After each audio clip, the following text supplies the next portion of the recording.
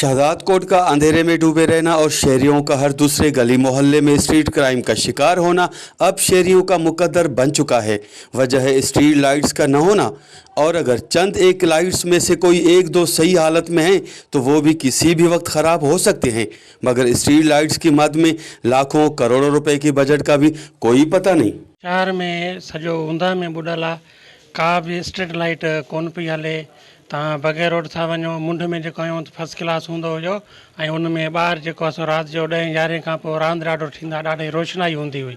पर हींअर जॾहिं लाकूं असांजो म्यूनिसिपल चेयरमैन आयो आहे, लखें करोड़नि जी बजट हूंदी, हालांकि उन ते को ख़र्च बि कोन्हे, सिर्फ़ु सफ़ाई थींदी, वधि में वधि उनखे पाणी लॻंदो, शीशो या ॿ त उहो ॿरी पवंदी।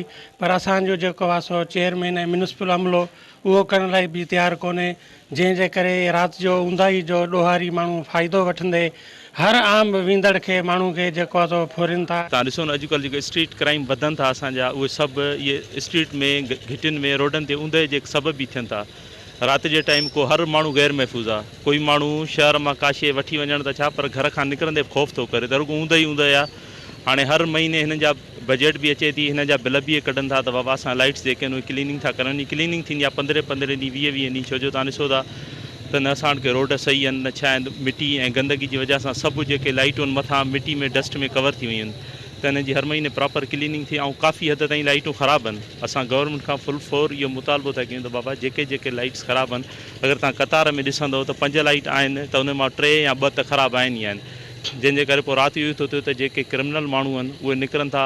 शहर शहजादकोट जो है तो लावारिस बन गया है, ठीक है ना। इतने बजट वगैरह होने के बावजूद भी शहर में ना स्ट्रीट लाइट्स है, म्यूनसिपालिटी की इतनी तो नाअहली है। जितना भी बजट आता है इसका हालांकि अलग बजट आता है स्ट्रीट लाइट का, वो भी हड़प कर जाते हैं, डकार भी नहीं लेते हैं कि कोई बजट आया था। हम इतने परेशान हैं स्ट्रीट लाइट ना होने की वजह से, शहर में क्राइम रोज़ बरोज़ बढ़ते जा रहे हैं। अंधेरे का फ़ायदा उठाते हुए लुटेरे जो है वो बंदों को लूट कर चले जाते हैं, कोई पूछने वाला नहीं है। ज़रूरत इस अमर की है कि शहर में रोशनियों का सिस्टम बहाल रखने और स्ट्रीट क्राइम की रोकथाम के लिए शहर के मुंतखब नुमाइंदों समेत म्यूनिसिपल चेयरमैन को ज़ाती कोशिशों की बुनियाद पर शहर में स्ट्रीट लाइट्स बहाल करने होंगे ताकि शहरी मज़ीद परेशानियों से बच सकें। कैमरा टीम के साथ गुलाम अली इब्राहिम, वश टीवी, शहजाद कोट।